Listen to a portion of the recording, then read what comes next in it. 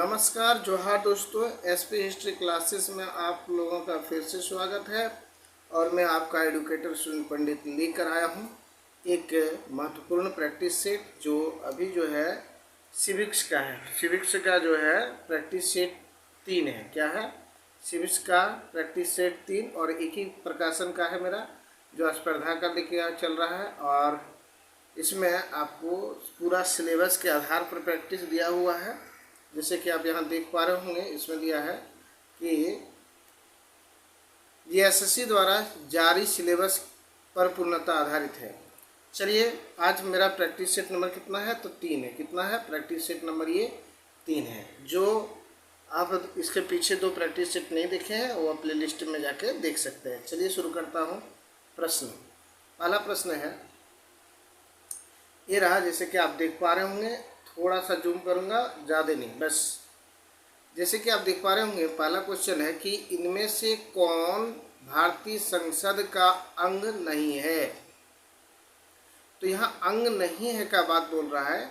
तो भारतीय संसद के 3 अंग होते हैं। कितने अंग होते हैं? 3। क्या क्या होता है? एक होता है राष्ट्रपति, दूसरा होता है लोकसभा, तीसरा होता है राज्यसभा। तो यहाँ ऑप्शन नंबर डी जो आप देख पा रहे होंगे, इसका सही जवाब हो जाएगा ऑप्शन नंबर डी। प्रधानमंत्री जो होते हैं वह संसद के अंग नहीं होते हैं। चलिए अगला बात करेंगे क्वेश्चन नंबर 2 का। कहता है कि किसी विधायक दल के कितने सदस्य एक साथ अपने पार्टी छोड़कर किसी अन्य पार्टी में शामिल होते हैं तो उन्हें दल बदल नहीं माना जाएगा। यानी कि अगर कितना भाग जो है उसका अगर पार्टी छोड़ देता है तो उसको दल बदल नहीं माना जाता है। वो कितना है? तो देखिए, वर्तमान समय में बात करें तो 2 तिहाई सदस्य अगर पार्टी छोड़ देता है तो उसको दल बदल नहीं माना जाता। इसका ऑप्शन नंबर सी है। लेकिन पहले जो था 1 तिहाई था। पहले जो था 1 तिहाई सदस्य था। और ये दल बदल जो विधेयक है वो 52वां संविधान संशोधन में लाया गया था, है ना। ये 52वां संविधान संशोधन का है। चलिए नेक्स्ट क्वेश्चन की बात करें। क्वेश्चन नंबर 3 है और 3 में आप देख पा रहे होंगे बहुत ही अच्छा क्वेश्चन है, समझने लायक है। थोड़ा सा क्वेश्चन बड़ा है। कहता है कि एक व्यक्ति द्वारा घर में टेलीफोन लगवाने के लिए आवेदन दिया गया और 2 माह बीत गया पर घर में टेलीफोन नहीं लगा। व्यक्ति देरी का कारण जानने के लिए किस अधिकार का प्रयोग करेंगे? तो ये व्यक्ति जो है, यहाँ आपका 1 नंबर दिया राजनीतिक अधिकार का प्रयोग कर रहे हैं, कि 2 नंबर पे दिया है नैतिक अधिकार का प्रयोग कर रहे हैं, 3 नंबर दिया है सूचना का अधिकार प्रयोग, और 4 में है मानव अधिकार का प्रयोग कर रहे हैं। तो यहाँ हम लोग देखेंगे ये जो है सूचना का अधिकार का प्रयोग करेंगे। ऑप्शन नंबर जो सी है इसका करेक्ट आंसर हो जाएगा। नेक्स्ट क्वेश्चन की बात करें, क्वेश्चन नंबर 4। तो कहता है कि निम्नलिखित में से कौन राष्ट्रवादी भावना नहीं है? तो देखिए, अपने देश के कानून को सम्मान करना, ये तो राष्ट्रवादी भावना है। अपने देश को के राष्ट्रध्वज का सम्मान करना, ये भी है। टैक्स देना, ये भी है। और यह क्रिकेट मैच में अपने देश की हार, देखिए यहाँ पकड़ना है कि अगर अपने देश की हार हो जाती है क्रिकेट मैच में और दूसरे देश की जीत हो जाती है तो उस समय अगर हम खुशी मनाते हैं तो ये देश राष्ट्रवादी भावनाएं नहीं है। ये राष्ट्रवादी भावना, इसका सही जवाब क्या आ जाएगा? Option number D. चलिए क्वेश्चन नंबर 5 को लेकर चलते हैं। क्वेश्चन नंबर 5 में क्या है? ये रहा क्वेश्चन नंबर 5। कहता कि भारत के चुनाव आयोग को किस सूची में रखा गया है? भारत का जो चुनाव आयोग है उसको किस सूची में रखा गया है? नंबर ए है संघ सूची, 2 है राज्य सूची, 3 है समवर्ती सूची, 4 है आपका इनमें से कोई नहीं। तो चुनाव आयोग को रखा गया है आपका संघ सूची में। ऑप्शन नंबर ए जो है इसका राइट आंसर हो जाएगा। नेक्स्ट क्वेश्चन है कि आधुनिक लेखकों ने राजनीतिक विज्ञान को किसका अध्ययन बताया गया है? आधुनिक जो लेखक है वह राजनीतिक विज्ञान को किसका अध्ययन बताया गया है, पूछता है अध्ययन के बारे में। तो यहाँ आप देख पा रहे होंगे शक्ति का अध्ययन है, सत्ता का अध्ययन है, निर्माण और मूल्यों का अध्ययन है, या उपरोक्त सभी है। तो इसका सही जवाब हो जाएगा ऑप्शन नंबर डी, क्या है, उपरोक्त सभी का अध्ययन बताया गया है। नेक्स्ट क्वेश्चन है क्वेश्चन नंबर 7। जैसे कि आप देख पा रहे होंगे क्वेश्चन नंबर 7 में क्या लिखा है, कहता है कि आधुनिक राजनीतिक विज्ञान की उत्पत्ति किस आंदोलन का परिणाम है। जो आधुनिक राजनीतिक विज्ञान है इसकी उत्पत्ति जो है किस आंदोलन का परिणाम मिलता है। नंबर ए में है व्यवहारवादी आंदोलन का, बी में है समाजवादी आंदोलन का, सी में है जागरूकता आंदोलन का, और डी में है इनमें से कोई नहीं। तो इसका सही जवाब हो जाएगा ऑप्शन नंबर ए, व्यवहारवादी आंदोलन का। चलिए क्वेश्चन नंबर 8 लेते हैं और देखते हैं क्वेश्चन नंबर 8 में क्या है। देखिए यहाँ कहता कि राजनीतिक विज्ञान के क्षेत्र में व्यवहारवाद को एक विरोधी आंदोलन किस विद्वान ने माना है। यानी कि राजनीतिक विज्ञान के क्षेत्र में व्यवहारवाद जो है एक विरोधी आंदोलन है, इसका किस विद्वान का मानना था। नंबर ए में था कैटलिन का है, डहल का है, स्टर्न का है, या बेनफील्ड का है।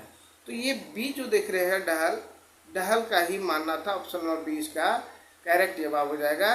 नेक्स्ट है कि अस्पष्ट होने से गलत होना अच्छा है। अगर अस्पष्ट है उससे अच्छा है कि आप गलत है। तो यह धारणा निम्नलिखित में से किसका है। यहाँ दिया है बहुलवादियों का है, व्यवहारवादियों का है, उत्तर व्यवहारवादियों का है, या उदारवादियों का है। तो यहाँ हो जाएगा आपको ऑप्शन नंबर बी, व्यवहारवादियों का है। चलिए नेक्स्ट क्वेश्चन की बात करें, क्वेश्चन नंबर 10। तो आप क्वेश्चन नंबर 10 के लिए यहाँ ना है, जैसे कि आप देख पा रहे होंगे क्वेश्चन नंबर 10 में क्या कहता है कि राजनीतिक मूल्य का अधिकार आधिकारिक आवंटन है। यह कथन निम्नलिखित में से किस अवधारणा पर आधारित है। क्या कहता है कि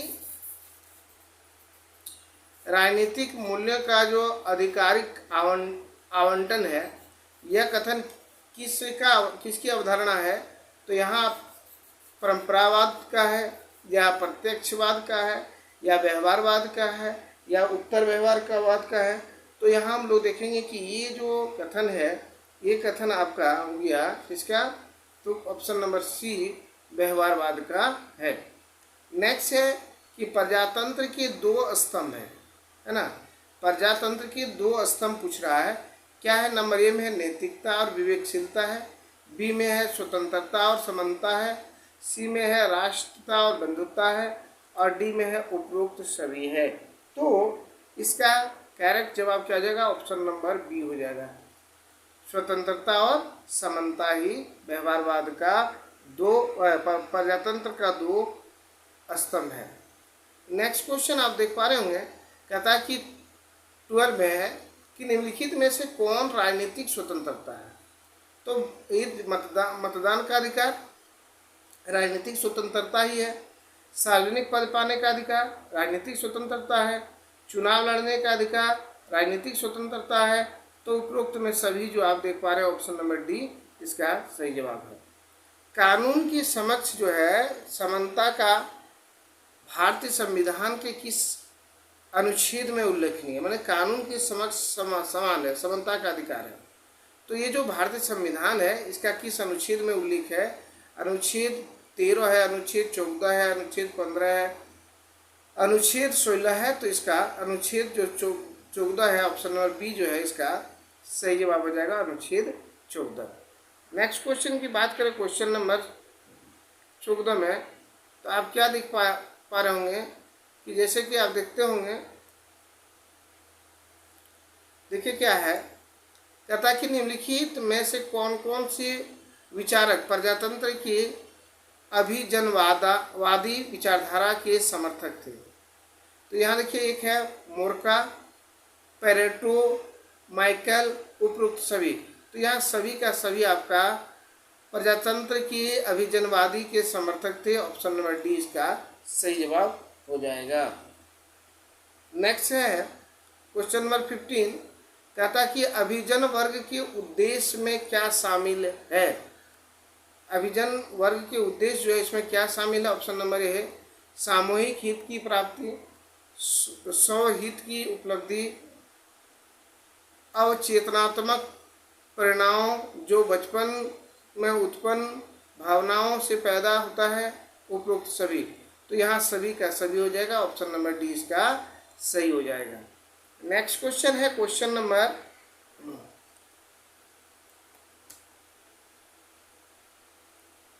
16 में देखिए क्या है कि अभिजन वर्ग के कार्यों में क्या शामिल है। अभिजन वर्ग जो है उसके कार्य में क्या शामिल की बात कर रहा है, क्या शामिल है। तो यहाँ आप देख पा रहे होंगे लिखा है लक्ष्य प्राप्ति संबंधित कार्य है। नंबर ये है लक्ष्य प्राप्ति संबंधी कार्य है। बी में है अनुकूल संबंधी कार्य है। 3 में है प्रतिमान संरचना संबंधी कार्य है और डी में है उपरोक्त सभी। तो इसका सही जवाब हो जाएगा ऑप्शन नंबर डी। यह किसका कथन है कि गरिमापूर्ण मानवीय जीवन जीने के लिए जरूरत है कि हम भय पर विजय पाएं। यह किसका कथन करने मतलब ये किसने कहा गया है। तो इसका सही जवाब हो जाएगा ऑप्शन नंबर बी। क्या हो जाएगा ऑप्शन नंबर बी जो है इसका करेक्ट हो जाएगा आंग सान सू ने। चलिए क्वेश्चन नंबर 18 लेते हैं। 18 में क्या है कि राजनीतिक दल संगठित नागरिकों के उस समुदाय को कहते हैं जो संगठित होकर एक राजनीतिक इकाई के रूप में कार्यों का संपादन करते हैं, इसे कहा है। मतलब ये किसने कहा है। तो ये कथन जो है यहाँ 4 ऑप्शन दिख रहा है। गिलक्राइस्ट है, बी में है लिकॉक का है, या वर्क का है और मैकावली। तो इसका ऑप्शन हो जाएगा आपका सही ऑप्शन नंबर बी। क्या हो जाएगा ऑप्शन नंबर बी सही हो जाएगा यानी लिकॉक। ऑप्शन नंबर बी में जो लिकॉक है, लिकॉक इसका कथन है। लिकॉक, ये लिकॉक का कथन है। चलिए नेक्स्ट क्वेश्चन की बात करें। क्वेश्चन नंबर 19 में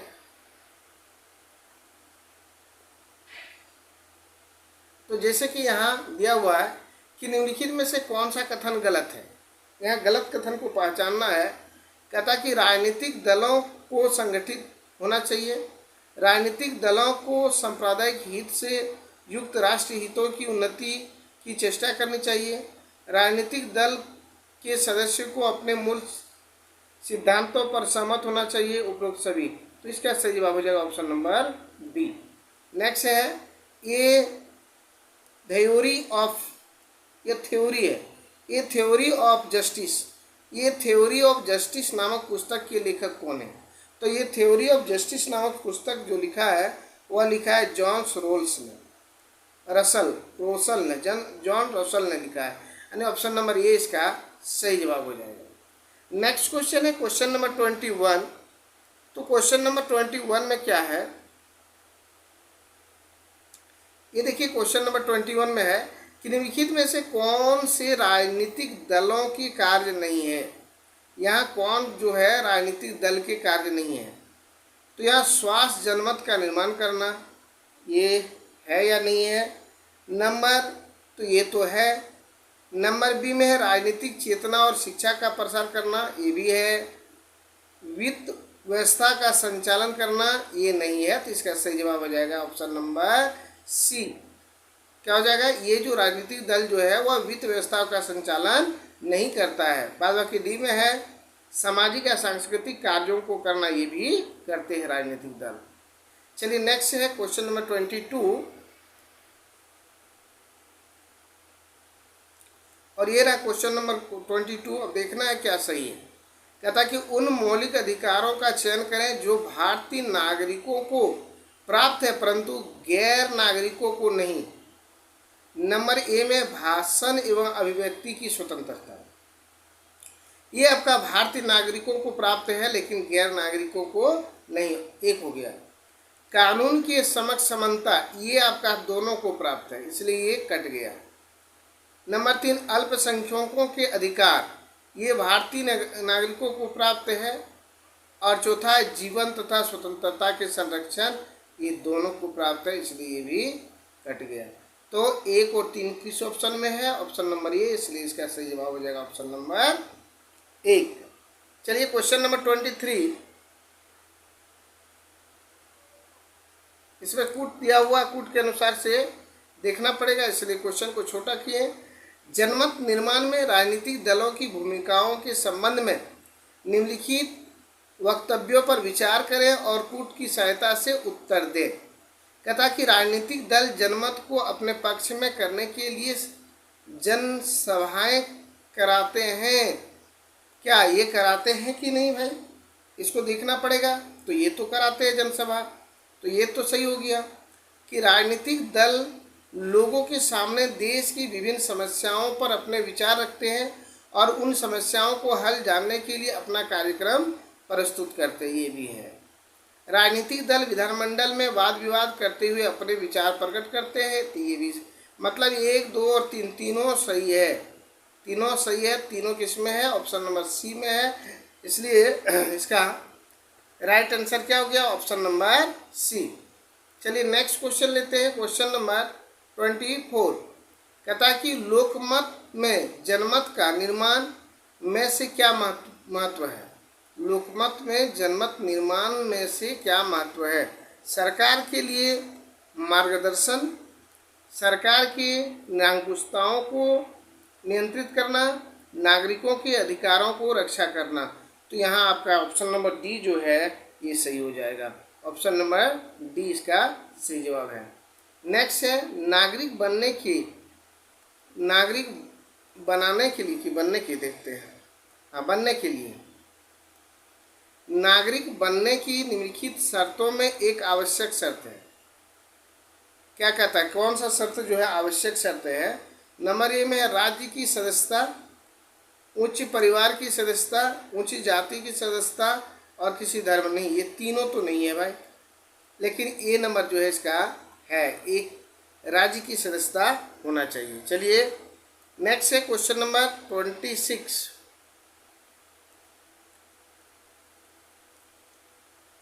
क्वेश्चन नंबर जो है 26, जैसे कि आप देख पा रहे होंगे, कहता कि नागरिकता के लोप होने का एक नियम है। मतलब नागरिकता समाप्त कैसे हो जाएगा? परिवार से बिछड़ जाने पर नहीं, इससे समाप्त नहीं होता है। उसके बाद है देशद्रोह की अपराध सिद्ध होने पर, ये ही है आपका सही जवाब, ऑप्शन नंबर बी जो हो जाएगा सही। देशद्रोह के अपराध सिद्ध हो जाने पर उसको नागरिकता जो है समाप्त कर दिया जाता है, लेकिन भ्रमण के लिए अगर विदेश जाते हैं तो नहीं होगा, शिक्षा के लिए भी विदेश जाते हैं तो नहीं होता है। चलिए नेक्स्ट क्वेश्चन है क्वेश्चन नंबर 27।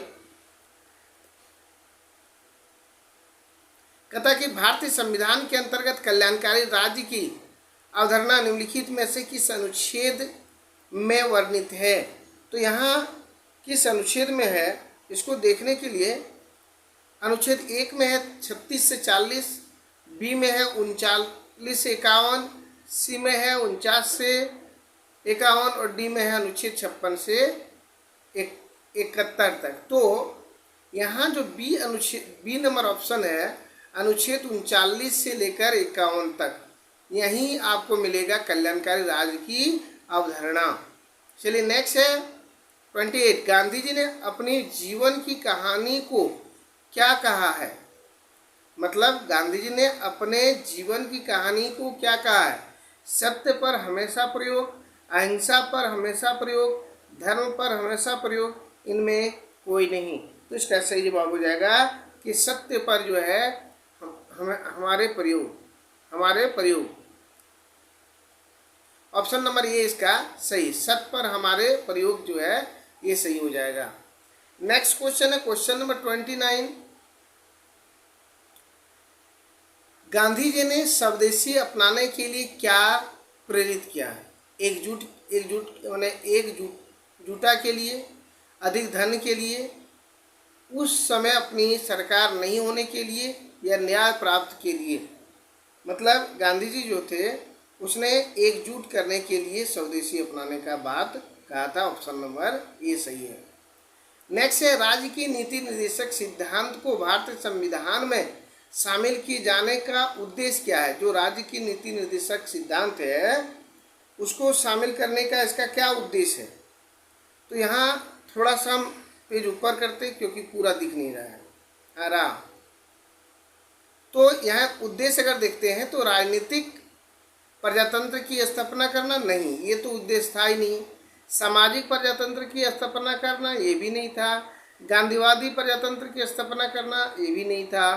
तो था क्या? ऑप्शन नंबर डी, सामाजिक और आर्थिक प्रजातंत्र को स्थापित करना, यानी इसका जो है 13 का डी हो जाएगा। चलिए नेक्स्ट क्वेश्चन है, क्या है? 31 कहता है कि गांधी जी क्यों मानते थे कि भारत में नशाबंदी करना बहुत सरल है? किस लिए मानते थे? नंबर ए, यहाँ के लोग धार्मिक हैं, ये गलत है। धार्मिक नहीं है, धार्मिक है लेकिन इसमें नशाबंदी से कोई संबंध नहीं है। यहाँ के लोग डरपोक प्रवृत्ति के हैं, ये भी नहीं। यहाँ बहुत कम लोग नशा पान करते हैं, ये सही हो जाएगा। उस समय गांधी जी के समय में यहाँ के लोग जो है बहुत कम नशा पान करते थे, इसलिए क्वेश्चन नंबर सी, इसलिए गांधी जी को मानना था कि भारत में नशाबंदी करना बहुत ही सरल है। गांधी जी की समस्त विचारधाराओं का केंद्रीय भाव स्रोत क्या है? सत्य है और अहिंसा, यानी इसमें ए और बी दोनों हो जाएगा। ऑप्शन नंबर सी, यहाँ गांधीवादी विचारधारा से क्वेश्चन चल रहा है। नेक्स्ट है कि गांधी जी के अनुसार अहिंसा का पालन तब तक संभव नहीं है जब तक, मतलब अहिंसा का पालन जो है तब तक संभव नहीं है जब तक क्या? व्यक्ति शारीरिक रूप से सबल न हो, ये गलत है। व्यक्ति आर्थिक रूप से सबल न हो, ये भी गलत है। व्यक्तियों में ईश्वर के प्रति अटूट व्यवस्था न हो, ये आपका सही जवाब हो जाएगा इसके अनुसार से। क्योंकि यह नहीं लगाया था, इसलिए नहीं के अनुसार से व्यक्ति में ईश्वर के प्रति अटूट आस्था न हो, तो ये गलत हो जाएगा। ऑप्शन नंबर सी इसका करेक्ट हो जाएगा। 34 क्वेश्चन नंबर, गांधी जी की दृष्टि से अहिंसा का क्या अर्थ है? भावात्मक है, निषेधात्मक है, या दोनों है? तो ये इसका भी सही जवाब हो जाएगा सी, ए और बी जो है दोनों इसका सही है। क्वेश्चन नंबर 35 में देखेंगे, कहता है कि बंगाल विभाजन के विरोध में कौन सा आंदोलन शुरू किया गया? स्वदेशी आंदोलन है, भारत छोड़ो आंदोलन है, चंपारण आंदोलन है और उपरोक्त सभी। तो इसका स्वदेशी आंदोलन जो 1900 कब शुरू हुआ था? 6 में। बंगाल विभाजन कब हुआ था? 1905 में। तो ये हो गया आपका ऑप्शन नंबर ए, यहाँ सही हो जाएगा। 36 क्वेश्चन नंबर है कि अहिंसा का सरलतम अर्थ है। अहिंसा का जो सरलतम अर्थ क्या होगा? तो यहाँ हम देखेंगे कि हत्या न करना, किसी का अपमान नहीं करना, चोरी नहीं करना, या उपयुक्त सभी। तो इसका भी ऑप्शन नंबर बी इसका सही जवाब हो जाएगा। किसी का अपमान न करना अहिंसा का सरलतम अर्थ है। नेक्स्ट क्वेश्चन देखें, क्वेश्चन नंबर 37 कहता कि किस समाज में वर्ग संघर्ष नहीं होता है? समाजवादी समाज में या साम्यवादी समाज में, जिसमें वर्गों में संघर्ष नहीं होता है? तो यहाँ पे अब देखेंगे कि समाजवादी संघर्ष और साम्यवादी संघर्ष दोनों में वर्ग में संघर्ष नहीं होता है। तो इसका सही जवाब हो गया ऑप्शन नंबर सी। अब देखिए मार्क्सवादी से क्वेश्चन है। मार्क्सवाद से कहता है कि मार्क्सवाद के निम्नलिखित महत्व पर विचार करें और कूट की सहायता से उत्तर दें। यहाँ 3 ऑप्शन दिया गया है, अब तीनों को देखना है क्या सही है नहीं है। कहता है कि मार्क्सवाद पुरानी बातों को का जो है विरोध करता है और मनुष्य को नए प्रयोग के आह्लाद का अवसर प्रदान करता है। तो ये तो आपका सही है। क्या है? सही है। इतिहास की मार्क्सवादी व्याख्या मनुष्य को वैज्ञानिक अर्थात कि सत्य की ओर उचित मार्ग की भावना देते हैं। ये भी आपका सही है। मार्क्सवाद सिद्धांत के रहस्य को खोलने की कुंजी है, ये भी सही है। तो यहाँ 1 2 3 जो है, 1 2 3 तीनों सही है, तो इसका डी आंसर हो जाएगा, ऑप्शन नंबर डी। चलिए क्वेश्चन नंबर 39 ही है, ये रहा क्वेश्चन नंबर 39 कि 42वां संविधान संशोधन अधिनियम 1976 द्वारा प्रस्तावना में किन शब्द को नहीं जोड़ा गया है। देखिए यहाँ धर्मनिरपेक्ष, समाजवादी, ये जो है आपका क्या किया गया था, जोड़ा गया था। और इसके बाद जो है आप देखेंगे एकता और अखंडता भी जोड़ा गया था। तो जोड़ा क्या नहीं गया था, ऑप्शन नंबर सी गुट निरपेक्ष, आपका ये शब्द नहीं मिलेगा। भारतीय संविधान की प्रस्तावनाओं से क्या स्पष्ट नहीं होता है। देखिए यहाँ भारतीय संविधान की प्रस्तावना जब हम लोग पढ़ेंगे तो यहाँ पे एक चीज़ जो है स्पष्ट नहीं होता है। वो क्या स्पष्ट नहीं होता, देखिए बहुत ही इंपॉर्टेंट क्वेश्चन है। कहता है कि संविधान का स्रोत, ये तो होता है स्पष्ट। संविधान को लागू करने की तिथि, संविधान को लागू करने की तिथि, चलिए देखते हैं। शासन के धारियों का वितरण या संविधान को अंगीकृत अधिनियमता तथा आत्मनिर्भर करने की तिथि। तो यहाँ ये संविधान, जब हम लोग संविधान की प्रस्तावना को पढ़ेंगे तो ये तिथि नहीं दिया है, ये तिथि जो है नहीं लागू करने की तिथि दिया ही, उसमें मिलता ही नहीं है, इसलिए इसका सही जवाब हो जाएगा option number B. Question number 41 का बात करें तो कहता है कि भारतीय संविधान किसके द्वारा स्वीकृत है। भारतीय संविधान जो है तो किसके द्वारा स्वीकृत है, तो यहाँ ऑप्शन नंबर डी आप देख पा रहे होंगे, भारत की जनता के द्वारा, sorry D number, question option number D इसका सही हो जाएगा, भारत की जनता के द्वारा। क्वेश्चन नंबर अगर 42 है, क्या है कि भारतीय संविधान सभा में निम्नलिखित में से किसके प्रतिनिधि सम्मिलित किए गए हैं। किसके प्रतिनिधि, देखिए तो यहाँ ऑप्शन नंबर ए में देशी रियासतों के प्रतिनिधि, ये तो सम्मिलित किए गए हैं, है ना, देशी रियासतों के प्रतिनिधि सम्मिलित किए गए हैं, यहाँ एक होगा, तो ऑप्शन नंबर ए ही सही है, बाद बाकी ये 3 जो है ये गलत है। चलिए नेक्स्ट क्वेश्चन की बात करें। क्वेश्चन नंबर 43 कहता है कि भारतीय संविधान के निर्माण में कौन कौन सहायक रहे हैं।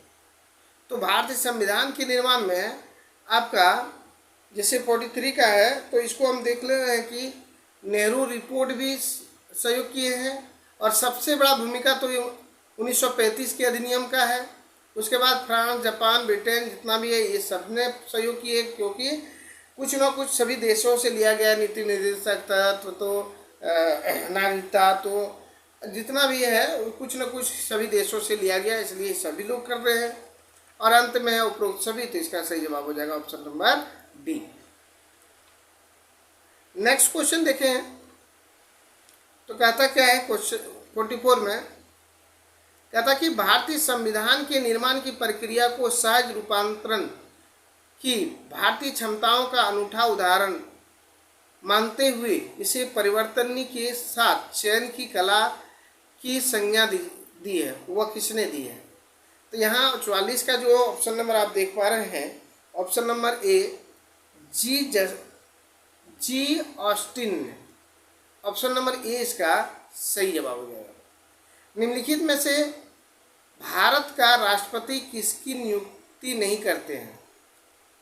देखिए यहाँ सबसे पहले देखेंगे कि राज्यपाल करता है, प्रधानमंत्री करता है, मुख्य निर्वाचन आयुक्त करता है, या उपराष्ट्रपति की नियुक्ति नहीं करती है, ऑप्शन नंबर ए सही है। चलिए नेक्स्ट 46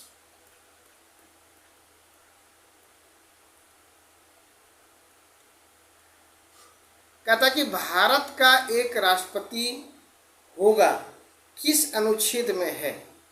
तो भारत का एक राष्ट्रपति होगा। ये अनुच्छेद यहाँ 4 दिया है, अनुच्छेद 52, अनुच्छेद 53, अनुच्छेद 54, अनुच्छेद 55। तो अनुच्छेद 52 में ऐसा बोला गया है कि भारत का एक राष्ट्रपति होगा। नेक्स्ट है, भारत के राष्ट्रपति के निर्वाचन में कौन भाग नहीं लेते हैं। तो देखिए यहाँ राज्यसभा लेते हैं, लोकसभा लेते हैं, विधानसभा लेते हैं, लेकिन विधान परिषद के निर्वाचित सदस्य नहीं लेते हैं, इसलिए option number D is the correct answer. And next question is 48 क्या कहता है, राज्यसभा का पदेन अध्यक्ष कौन होता है। राज्यसभा का जो पदेन अध्यक्ष होता है वह कौन होता है। ऑप्शन नंबर ए राष्ट्रपति, बी उपराष्ट्रपति, सी प्रधानमंत्री और डी इनमें से कोई नहीं। तो इसका सही जवाब हो जाएगा ऑप्शन नंबर बी उपराष्ट्रपति। राज्यसभा के जो पदेन अध्यक्ष होते हैं वह कौन होते हैं, तो वह होते हैं आपका उपराष्ट्रपति। चलिए यहाँ सूची ए को सूची बी में मिलाना है, तो मिला के ही बताना है क्या इसका सही जवाब हो जाएगा। तो जैसे देखते हैं राष्ट्रपति का निर्वाचन ये अनुच्छेद कितना में होता है, तो 72 में है ना। तो इसका क्या होगा, एक का यही हो गया। उसके बाद क्या कहता है, राष्ट्रपति के निर्वाचन की रीति ये आपका 61 में यानी 2 ही हो गया। राष्ट्रपति की पदावधि ये 62 में यानी 62 अगर बात करें तो यहाँ 3 हो गया, यानी कि लगातार है। राष्ट्रपति पुनर्निर्वाचन के लिए पात्रता ये 17 में है। तो टोटल मिला के आप क्या देख रहे हैं कि 1 2 3 4 ऑप्शन बी इसका करेक्ट है। चलिए नेक्स्ट क्वेश्चन बात करें।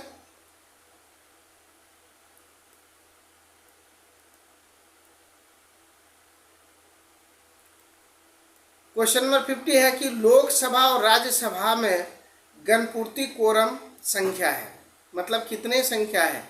तो यहाँ जैसे ए में देखेंगे कि कुल सदस्य का 1/5, तो टोटल जो मेंबर है उसका 1/6, टोटल मेंबर का 1/10 एंड टोटल मेंबर का नहीं कुल सदस्यों की संख्या का 1/8। तो इसका सही जवाब हो जाएगा ऑप्शन नंबर सी, कुल सदस्य की संख्या का 1/10वां भाग अगर लेते हैं तो उसकी कोरम पूरा करते हैं। क्वेश्चन नंबर 51, राज्यसभा का सभापति कौन होता है। यहाँ देखिए राज्यसभा का जो सभापति होते हैं वह कौन होते हैं, तो अभी पढ़ा है कि ये जो होते हैं उप राष्ट्रपति होते हैं। ऑप्शन नंबर 20 का सही हो जाएगा। नेक्स्ट है क्वेश्चन नंबर 52, कहता है वह कौन सी सभा है जिसका अध्यक्ष उस सदन का सदस्य नहीं होता। तो यहाँ हम लोग देखेंगे कि ऑप्शन नंबर बी चल जाएंगे कि राज्यसभा का जो सदस्य होते हैं वे उस सदन की सदस्यता नहीं होती है। ऑप्शन नंबर बी इसका सही है। क्वेश्चन नंबर 53, कौन सा संवैधानिक संशोधन राज्य में चुने जाने वाले लोकसभा के सदस्यों की संख्या बढ़ाने में से संबंधित है। तो यहाँ ऑप्शन पहले देख लेते हैं क्या है कि 6ठे और 22वें, 13वें और 38वां, 7वां और 31वां, 11वां और 42वां। तो इसका ऑप्शन नंबर सी जो इसका आंसर हो जाएगा, ऑप्शन नंबर सी इसका करेक्ट आंसर हो जाएगा। नेक्स्ट क्वेश्चन है क्वेश्चन नंबर आप 54 देख पा रहे होंगे, कहता है कि कौन सा राज्य सबसे अधिक प्रतिनिधि लोकसभा में भेजते हैं। तो ये तो सबसे अच्छा है कि option number D Uttar Pradesh क्या हो जाएगा, उत्तर प्रदेश जो है सबसे अधिक प्रतिनिधि लोकसभा में भेजते हैं। राज्यपाल का वेतन व भत्ता किस कोष से आते हैं। तो यहाँ राज्यपाल का जो वेतन व भत्ता की बात किया जा रहा है तो वो आते हैं आपका राज्य के संचित निधि से। ऑप्शन नंबर बी राज्य के संचित निधि से, ये जो ऑप्शन नंबर बी है इसका करेक्ट है। चलिए क्वेश्चन नंबर अब लेते हैं 56,